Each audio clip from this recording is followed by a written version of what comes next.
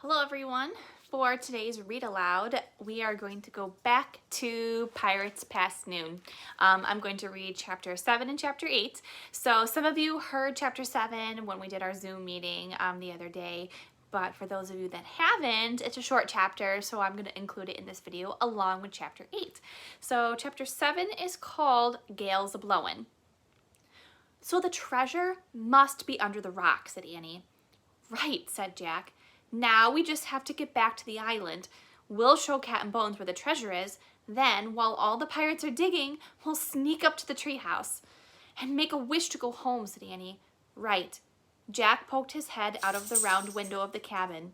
Cat and Bones, sir, he shouted. The pirates took up the cry. Cat and Bones! Cat and Bones! Eh? Came a horrible voice. Cat and Bones stuck his ugly face through the window. His good eye glared at Jack. What do you want, lubbers? We're ready to tell the truth, sir, said Jack. Go ahead, growled Cat and Bones. We know where Captain Kidd's treasure is. Where? We can't just tell you, we have to show you, said Annie. Cat and Bones gave Annie and Jack a long, hard look. You'll need a rope, said Annie. And shovels, said Jack. Cat and Bones growled. Then he roared at his men. Get some rope and shovels. Aye, aye, Captain. Then throw these lubbers in the boat. We're going back to the island. Aye, aye, Captain. Back in the rowboat, Jack saw the sky had grown even darker with clouds. The waves were bigger and the wind was howling. Gale's a blowin', said Pinky. You'll see a gale if I don't get me gold today, by thunder, Captain Bones shouted. Row, dogs, row. The three pirates battled the waves until the rowboat reached the island. They all piled onto the shore. Cat and Bones grabbed Jack and Annie. Okay, lubbers, he said. Now show us where the treasure is. There, said Annie. She pointed at the black rock near the tip of the island. Under that rock, said Jack. Cat and Bones dragged Jack and Annie down the beach to the black rock. Get to work, Cat and Bones said to Pinky and Stinky. What about you, said Annie. Me? Work? Cat and Bones chuckled. Jack gulped. How could they get away from him? Don't you think you should help your friends? He said. Cat and Bones gave Jack a horrible grin. Nay, I'm going to hold you two till there's treasure in me hands. Chapter 8 is called Dig, Dogs, Dig. Pinky and Stinky tied their rope around the big rock. The wind howled, and the two pirates pulled and pulled and pulled. They need help, said Jack. Ugh, let the dogs do the work, growled Captain Bones. You're not very nice to them, said Annie. Who cares, roared Captain Bones. Captain, we got it, shouted Pinky. They started pulling the rock across the sand. Now let's dig where the rock was, said Jack. All of us. But Captain Bones ignored his suggestion. Dig, you dogs, he shouted. Pinky and Stinky started to dig. The wind blew even harder. There was going to be a thunderstorm. Ow! I got sand in me eyes, Pinky whined. Ow! Me back hurts, Stinky cried. Dig! Shouted Captain Bones. He held Jack and Annie with one hand. With the other, he pulled out the gold medallion. He tossed it at the two pirates, and it fell into the hole. Dig for more of these, you swine, he said. Squawk! Look, said Annie. Polly was back. She was circling above them. Go back, she squawked. And there they are, trying to pull the rock.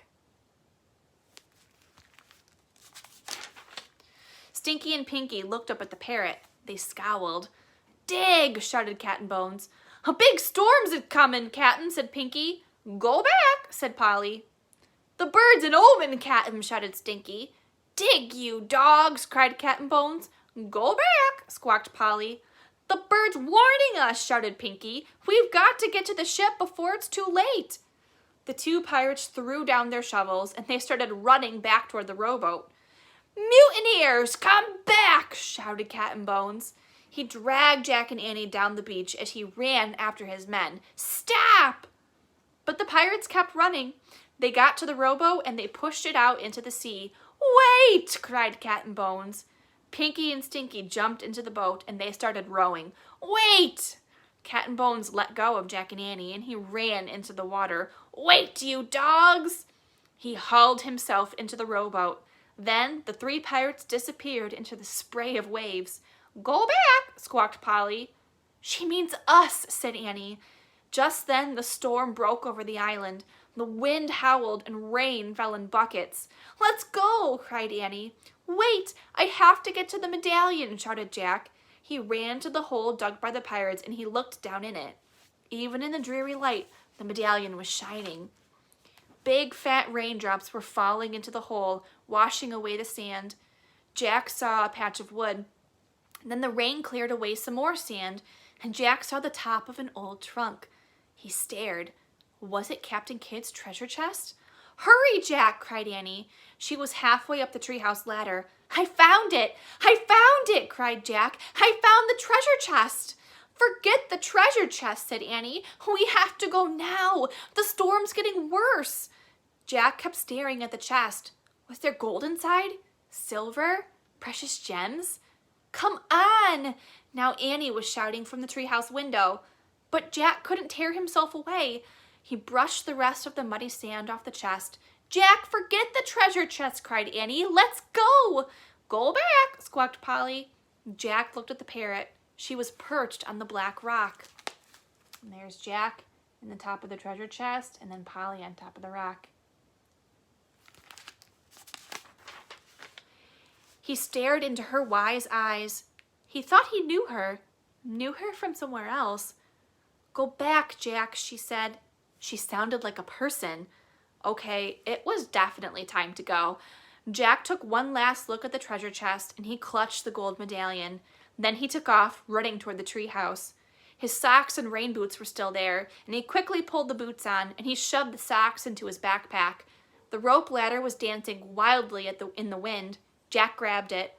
The ladder swayed as Jack climbed. He was tossed this way and that, but he held on tight.